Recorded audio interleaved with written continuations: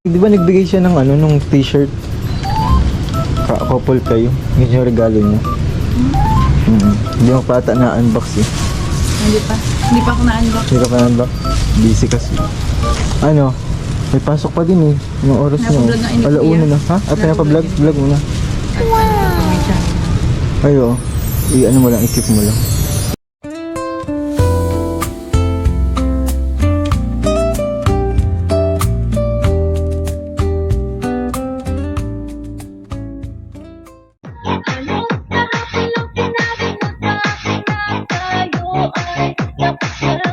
Ayan, shoutout guys. Welcome to my YouTube channel, Rosel's TV. Andito po tayo para mag-reaction sa vlog ni Kalingap JJ.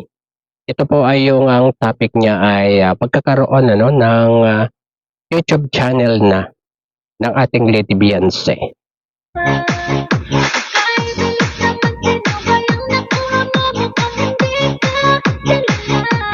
At ito po ay napansin niya doon sa unang vlog niya nung ipakilala yung kanyang beneficiary kay Beyonce at may iniabot naman itong beneficiary ni Kalingap JJ kay Beyonce po. At doon niya nalaman na talagang magkakaroon na itong si Bibi Beyonce ng YouTube channel.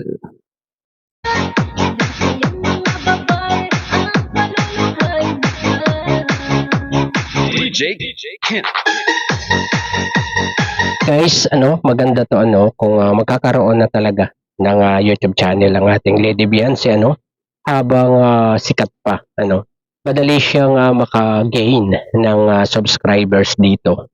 At siguro madali rin siyang ma-monetize gawa ng malakas pa siya sa mga fans tulad ng EDC, di ba?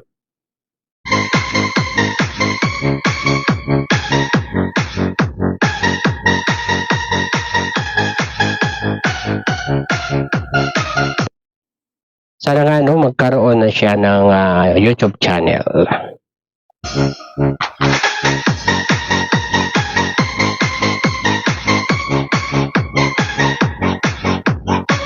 At guys, malaking bagay ito kay Beyonce kasi pwede nga dito na niya kunin yung itutulong niya sa kanyang mga magulang, di ba? At laking tulong nito sa mga gastusin kung sakasakaling ma-monetize na siya at sumahod na Kaya lang matagal-tagal pa yan bago makasahod kasi may iintayin pa po yan na PIN, di ba? Na magagaling sa AdSense, po. Pero wag muna po yan ang ating pag-usapan guys. Ito munang pagkakaroon lang muna ng YouTube channel ng ating Lady Beyonce. At ang na po nating patagalin bago po ang lahat, pakisuportahan po ang ama ng Kalingap, Kuya Val Santos Matubang, Ate Edna Vlogs at Kalingap Rab. Ito na po yung video ni Kalingap JJ dito. At napansin niya doon sa unang vlog niya na talagang magkakaroon na ng YouTube channel ang ating Lady Beyonce. Ito po, panoorin po natin. Kasi doon, na may regalo si Charmaine sa EDC na purple shirt, di ba po? Purple shirt. Tapos, tinanong ko po kung nabuksan na. Tapos, sabi po niya doon, hindi pa raw. Hindi pa. So, tinanong ko kung bakit. Kasi, daw po, ipinapa-vlog. Yan na, take note guys, ipinapa-vlog ni Kalingap Rab yung unboxing ni Beyonce. So, nasa isip ko noon, sabi ko, baka sunod na part ng LC, di kaya, di ba po? Kasi nga, ang tagal na pong hindi nasundan, di ba po? Matagal na, yung pong September 12, onwards, hanggang 15. Kasi hanggang part 3 po or 16 yan. Kasi nag-part 3 po yun. Nag-part 3 yung birthday celebration ni Beyonce. So doon, yung parang sa sinabi ni Beyonce, binigyan ako ng hint sa isip ko na marahil si Beyonce ay magbablog mga kalingap. Kagaya ng vlogs ni Carla, di ba po? Knowing Carla, di ba po, meron na po siyang channel. Kitang-kita naman po natin kapag nag-upload po si Carla. Sobrang grabe ang viewers. Lalo-lalo na kapag nagla-live po ulit, di ba? Sobrang daming viewers po ni Carla, daming to support, daming colors, ayan. So, marahil po mga kaingat.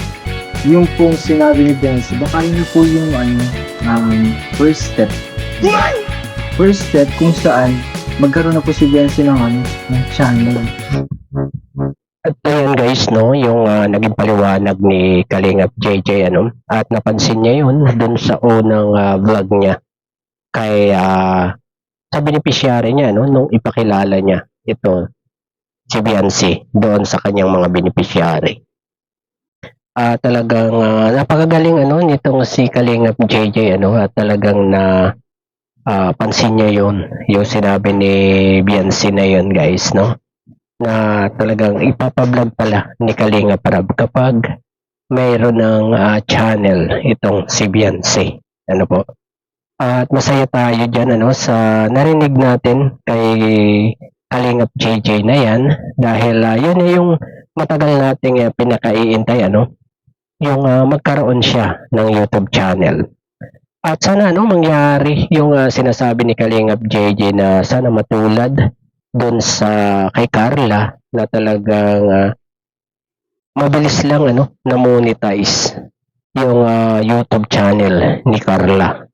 Diba? Siguro mga isang buwan lang ang ata yun ay monetize na si Carla guys, or weeks lang. Dahil nakuha agad niya yung mga kailangan ni YT para ma-monetize. At ang matagal-tagal lang dyan guys ay yung sinasabi ko nga na AdSense, yan. Yan tatagal yan para makasahod na sa YouTube. Diba?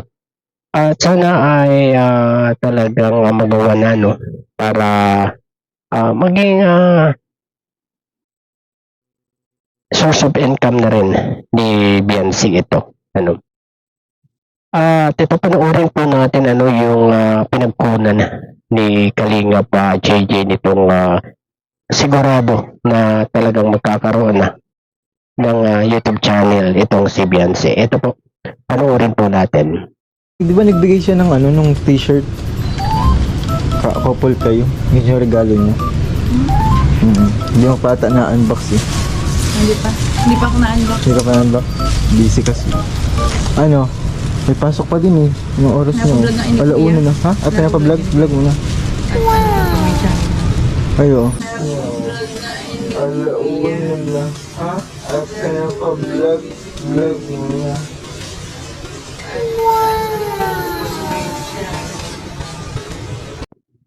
At ayun guys, talagang